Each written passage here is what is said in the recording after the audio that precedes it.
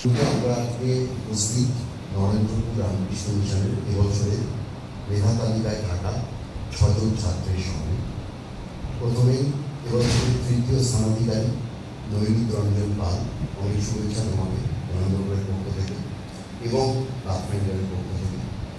তো প্রথমেই নৈমিত, একটা কথা তোমাকে আমার জিজ্ঞেস করার, যেটা হয়তো আগামী দিনে যারা মাধ্যমিক দিতে চলেছে তাদের জন্যেও হয়তো অনেকটাই গুরুত্বপূর্ণ হয়ে উঠবে।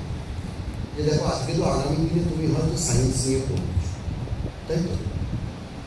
তোমার লক্ষ্য হয়তো জয়েন্ট এন্ট্রান্স এক্সামিনেশন, ইঞ্জিনিয়ারিং হতে পারে, কি মেডিকেল হতে পারে। কিন্তু আজকে তা সত্ত্বেও তোমাকে তো হিস্ট্রি, জিওগ্রাফি, বাংলা, ইংলিশ এই সবকটা সাবজেক্টকেই তো ক্যাটার করতে হয়েছে। সাপোজ তোমাকে যদি জিজ্ঞেস করি, বিকজ এরকম আগামী দিনে অনেক স্টুডেন্টই থাকবে যাদের লক্ষ্য হয়তো সেইটা, কিন্তু তারাও তো চাইবে যে 1 থেকে 10-এর মধ্যে থাকতে গেলে তো এই সাবজেক্টগুলোতেও সমান গুরুত্ব দিয়েই তাদেরকে কাজ করতে হবে।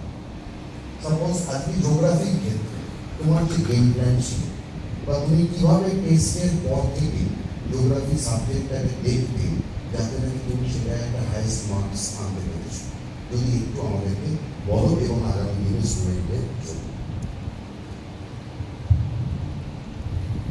তো জিওগ্রাফির ক্ষেত্রে টেস্টের পর যেটা আমি করেছিলাম, টেস্ট পেপার প্র্যাকটিস। কারণ যে কোনো পরীক্ষায় ভালো রেজাল্টের জন্য যেমন একটা নিজের সেলফ স্টাডিজ দরকার হয়, তার পাশাপাশি একটা ভালো প্র্যাকটিস থাকাটাও খুবই জরুরি। তো বিভিন্ন টেস্ট পেপারের প্রথমেই আমি শর্ট কোয়েশ্চেনগুলো করে নিয়েছিলাম, তার মধ্যে থেকে যেগুলো আমার আটকে ছিল সেগুলো একটা খাতায় জট ডাউন করেছিলাম। এর পাশাপাশি যে ম্যাপ পয়েন্টিং, কারণ জিওগ্রাফির ক্ষেত্রে আমরা দেখেছি লাস্ট 10 নম্বর ম্যাপ পয়েন্টিং থাকে, আর সেক্ষেত্রে কোনো অপশানও থাকে না। অন্যান্য শর্ট কোয়েশ্চেন কিংবা 2 নাম্বার, 3 নাম্বার, 5 নাম্বারের কোয়েশ্চেনের ক্ষেত্রে আমাদের কাছে চয়েসের একটা ব্যাপার থাকে, কিন্তু ম্যাপ পয়েন্টিংয়ের ক্ষেত্রে সেই চয়েসের ব্যাপারটা থাকে না। ফলে ওইখানটাতে আর ওখানে একটা শিওর শর্ট নাম্বার থাকে। বড় কোয়েশ্চেনের ক্ষেত্রে হয়তো কোনো স্যারের মনের মতো হলো না উত্তরটা, সেখানে তিনি নাম্বার কাটার একটা সুযোগ পেয়ে যায়। কিন্তু ম্যাপ পয়েন্টিং যদি আমরা ঠিকঠাক করতে পারি, ওখানে আমরা পুরো নাম্বারই পাবো।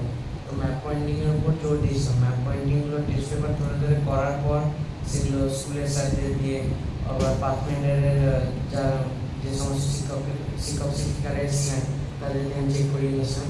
সেক্ষেত্রে আমার কিছুটা সুবিধা হয়েছিল। পরীক্ষার যে ম্যাপ পয়েন্টিংগুলো ছিল প্রায় প্রত্যেকটা আমার কাছে কমন ছিল এবং খুব তাড়াতাড়ি আমি সেটিং করে ফেলতে পেরেছিলাম।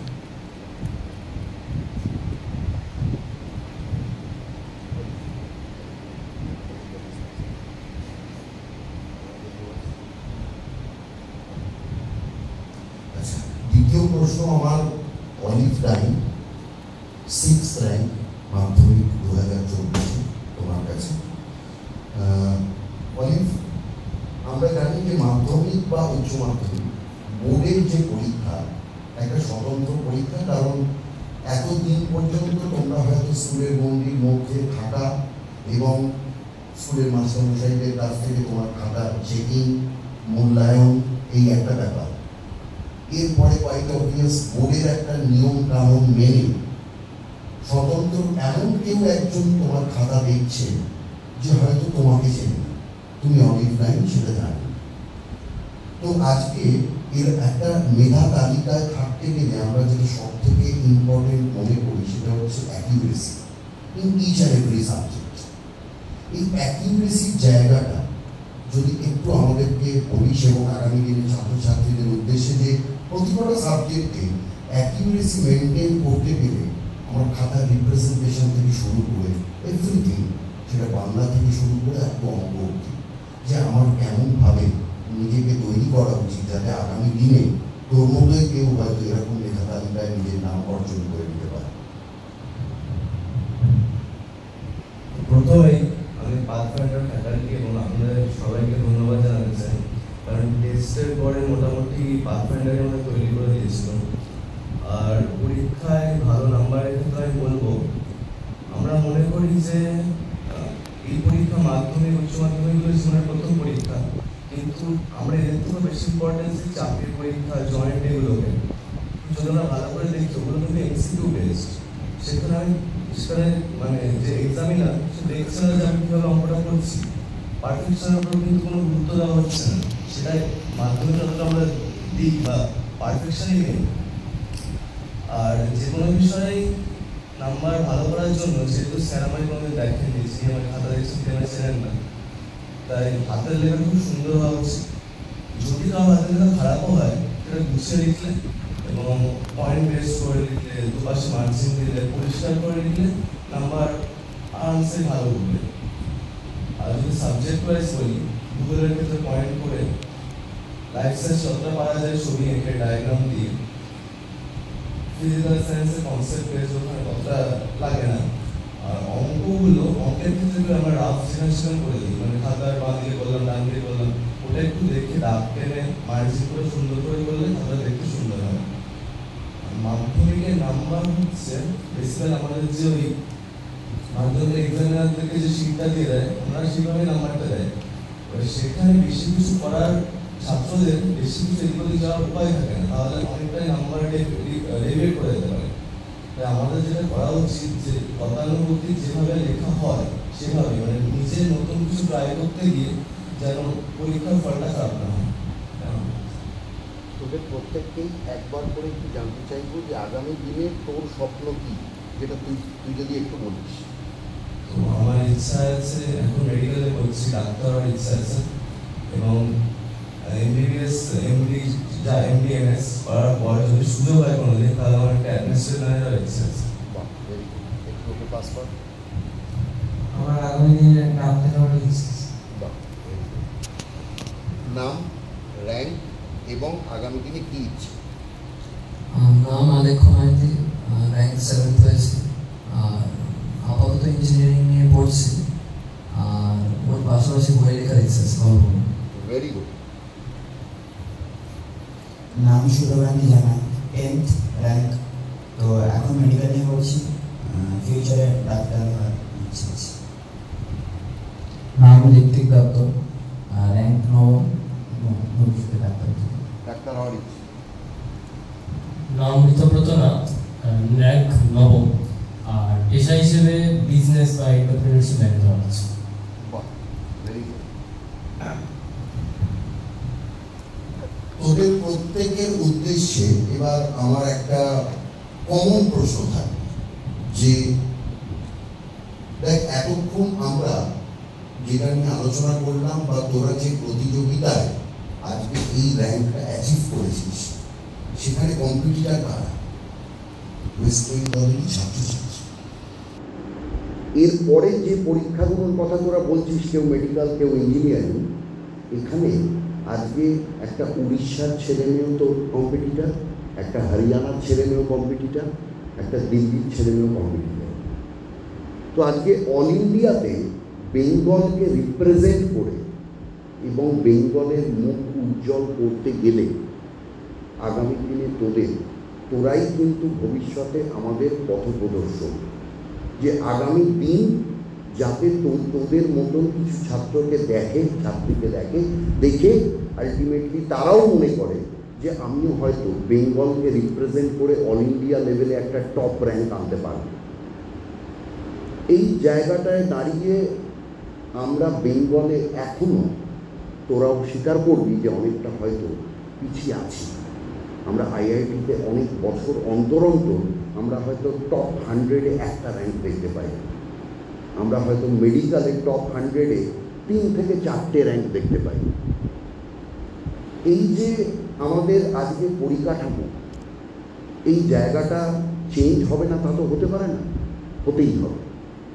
তো যদি আগামী দিনে তোদের পড়াশোনার পদ্ধতি বা তোরা যদি মনে করিস যে আমরা কীভাবে নিজেদেরকে এগোবো, সাজাবো, যাতে নাকি আমরা যেমন আজকে পশ্চিমবঙ্গকে গর্বিত করেছি পশ্চিমবঙ্গের মানুষের কাছে, তেমনি হয়তো গোটা ভারতবর্ষে হয়তো পশ্চিমবঙ্গর মুখ উজ্জ্বল করে আনতে পারবো।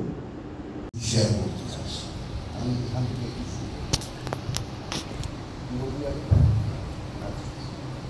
বল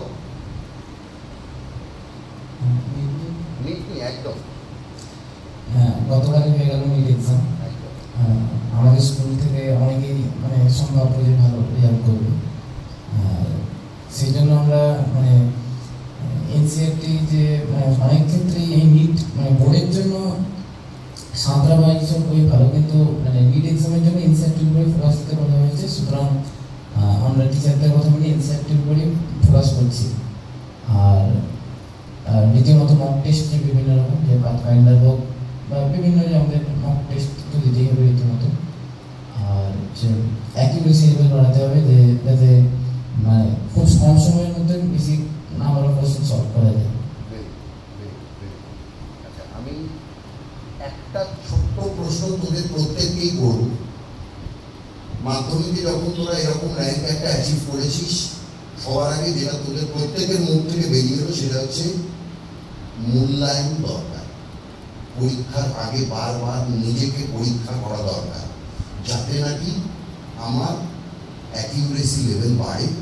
এবং এই জায়গাটায় ঠিক তোদের টেস্ট হয়ে যাওয়ার পর পাথফাইন্ডারের তরফ থেকে কিছু স্পেশাল মক টেস্ট এবং একটা 1.5 মাস প্রায় কন্টিনিউয়াস একটা ক্লাস, সেটা তোরা করেছিস সেখানে।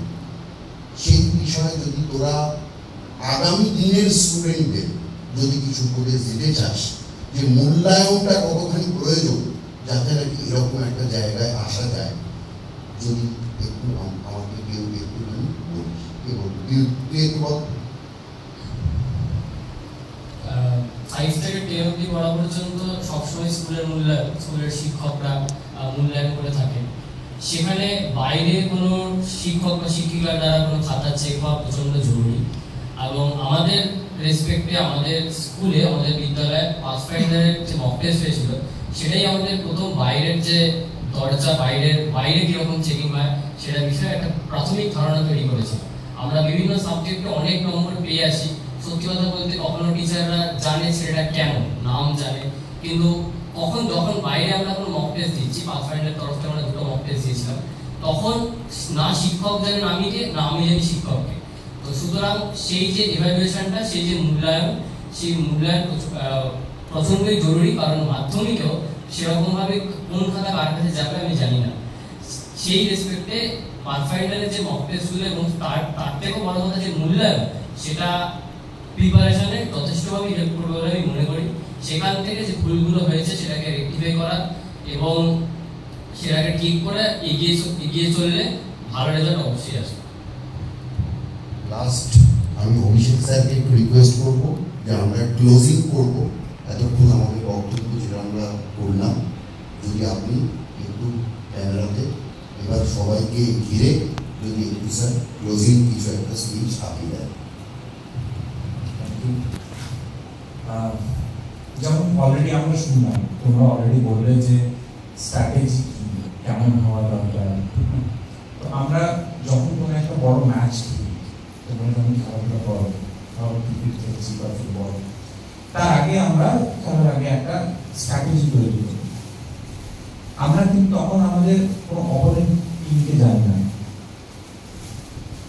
আমাদের স্কুলের মধ্যে যখন আমরা খেলছি, আমরা জানি কে ভালো বল করতে পারে, কে ভালো ব্যাট করতে পারে, তাকে কিভাবে আমি বল দেবো, বা তাকে আমি কিভাবে, তার সঙ্গে আমি কিভাবে ফিল্ডিংটা অ্যারেঞ্জ করবো, কি আমরা ক্রিকেট খেলি। কিন্তু যখন এটাই আমরা অল ইন্ডিয়া বেসিসে চলে এসেছি, ধরুন আমরা যেই মেইনস বা অ্যাডভান্স দিই, তখন আমরা দেখেছি আমরা আমাদের অপোনেন্টদেরকে আননোন, আমরা জানি না তার কোন সাবজেক্টটা বেটার, সে কোন জায়গাতে আরো ভালো করতে পারে। তখন আমরা একটাই কাজ করি, যেটা হচ্ছে নিজেদেরকে আরো তুলে ধরা, নিজেদেরকে বারবার স্যার যেমন বললেন মূল্যায়ন করা, মানে মক টেস্ট দিয়ে নিজেকে জাজ করা যে আমার কোন জায়গাটা উইকনেস আছে, মানে এরিয়া অফ ইমপ্রুভমেন্টটাকে আমাদেরকে তুলে ধরা, সেটার প্রতি কাজ করা। আর খুব ইম্পর্টেন্ট জিনিস, দেখো আমি তোমাদের সাথে বা আরো স্টুডেন্ট যারা এখন মাধ্যমিকে বা আগামী দিনে উচ্চ মাধ্যমিকে যারা র্যাঙ্ক করবে, আমরা জানি এই যে র্যাঙ্ক করা, এই 2-1 দিন একটা ফিল গুড ফ্যাক্টর, যে হ্যাঁ তোমরা সারা বছর খুব খেলেছো, ঠিক আছে, সেটা একটা কোথাও না কোথাও তোমরা র্যাঙ্ক পেয়েছো। তো সেই র্যাঙ্ক পাওয়াটা কিন্তু 2-1 দিনের জন্য, তারপরে আবার তোমাকে কিন্তু আবার ইনভেস্ট করতে হবে তোমার সময় আগামী যে এমটা করা আছে, মানে what is your next plan. তাহলে সেই প্ল্যানের জন্য তোমাদেরকে কিন্তু আবার নিজেদেরকে তৈরি করতে হবে, and it will be again a new start, because এখন যে সিলেবাস তোমরা পাচ্ছ সেই সিলেবাসটা এবার it will be vast, তোমরা অলরেডি জানো, তোমরা পড়াশোনা স্টার্ট করে দিয়েছো না। 11th 10th 12th এ যখন ফিজিক্স কেমিস্ট্রি ম্যাথস বা বায়োলজি নিয়ে বলা হয় তখন আমাদের অনেক ভাস্ট পড়াশোনা করতে হয়, সেটা এনসিইআরটি বেসড হোক বা এনসিইআরটি একটু এলিভেটেড ওয়ে, যাতে আমরা সাবজেক্টের কনসেপ্টটাকে আমরা যাতে বুঝতে পারি, যাতে আমরা এইটা বুঝতে পারি প্রিভিয়াস ইয়ারের প্যাটার্নকে দেখে যে কিভাবে বা কি রকমের আমাদের পরীক্ষা কোশ্চেন আসতে পারে। এই অ্যানালিসিসটা খুব দরকার, আর তার সঙ্গে খুব বেশি দরকার হচ্ছে সেটা হচ্ছে পসিবিলিটি, যে হ্যাঁ আমরা করতে পারবো। যেমন স্যার এখনই বললেন যে ওয়েস্ট বেঙ্গল থেকে খুব কম র্যাঙ্ক পাওয়া গেছে, এখন আইআইটিতে বা মেডিকেলে টপ র্যাঙ্ক টপ 100 এর মধ্যে ওয়েস্ট বেঙ্গল থেকে নাম্বারসটা খুব কম। তাহলে সেটা কমার পিছনে কোথাও আমাদের প্রিপারেশন স্ট্র্যাটেজি বা আমাদের কনসেপচুয়াল ক্ল্যারিটির সঙ্গে আমরা অ্যাডজাস্ট করতে পারি না যে বাইরের কম্পিটিটররা কতটা বেশি প্রিপেয়ার, তার পড়াশোনার জন্য সময়টাকে আমাদের কিন্তু সেভাবে আবার মেনটেন করতে হবে বা বেশি করতে হবে, ঠিক আছে? তো তোমাদের সবাইকে পুরো আপনাদের টিম তরফ থেকে বেস্ট উইশেস, খুব ভালো তোমরা আরো জীবনে আরো বেটার করতে পারো আর নিজেদের লক্ষ্যগুলোকে পৌঁছাতে